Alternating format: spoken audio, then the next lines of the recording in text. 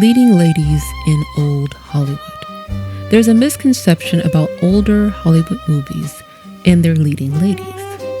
Not every lady who was on the big screen was a damsel in distress, like Anna May Wong, a Chinese-American actress who graced the big screen from the 1920s through the 1940s. We're going to discuss 3 of her movies and how femininity is powerful. Sign in the zodiac gives definite characteristics.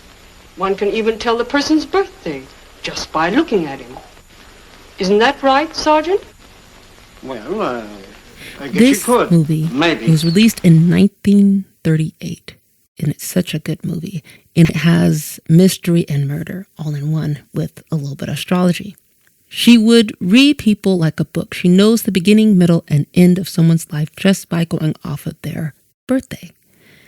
The story starts with Anna May Wong's character, May Li Ming, reading Netta Keaton's future, and her boyfriend Philip Corey laughs because he doesn't believe people are able to predict the future just off of someone's birthday.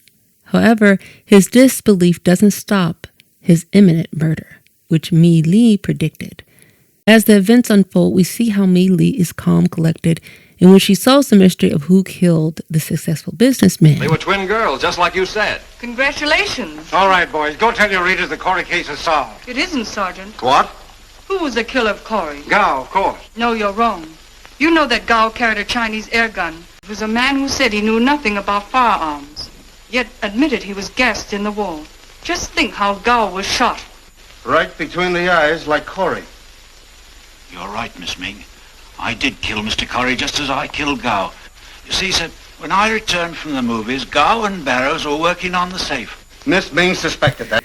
We see how powerful in the science of astrology. Bombs over Burma. Earlier in World War II, Chongqing school teacher Lin Yang disguises herself as a volunteer taking school materials back to China on the Burma Road with a group of others also bringing back materials to China.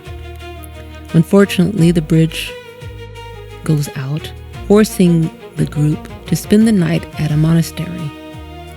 And during the night, they watch in horror as a supply convoy of trucks is bombed by Japanese planes. The timing and accuracy of the raid brings the group to a realization that one of them might be a spy. And perhaps the priest of the monastery is the enemy agent. But come behold, it is someone in their party. Anna May Wong's performance cannot be replicated.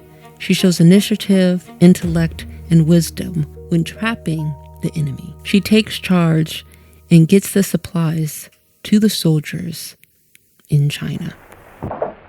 Them planes up there didn't drop any eggs on us. They were American planes. And you mean you knew all the time we weren't going to be bombed? Yes, but hint. The Americans were in on the plan and turned the Japanese planes back. The line now open. Rangoon is lost. Mandalay may be threatened. But there will always be a road into the heart of China. Job Ahead, 1934. This movie, let me tell you, at the end, I was pressed like a suit.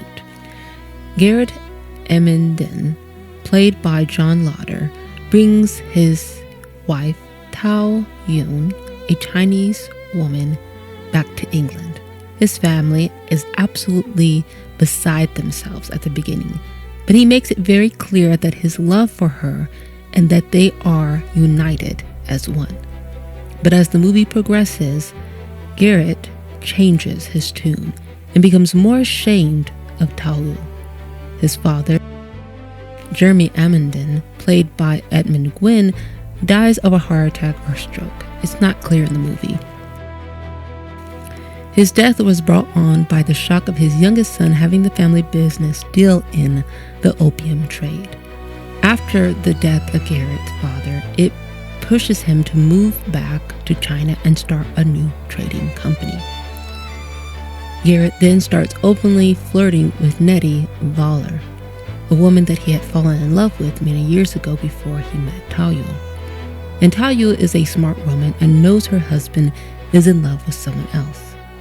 She handles it very gracefully for a time, but in the end, things begin to boil over. Although Garrett's family has accepted his wife, he has become more withdrawn. In the end, she takes her own life. She wasn't going to let anyone dictate how she was going to live or die.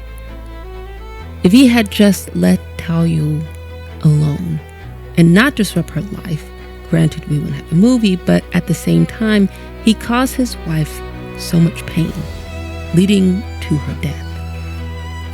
In the film, Garrett describes his wife as a precious vase being treated like a beer mug. Although he knows he was in the wrong and isn't treating her well, he doesn't correct his behavior towards her. But again, these are just my thoughts. Thanks for watching, and I'll see you in the next one. I have changed. Today, for the first time, I saw death.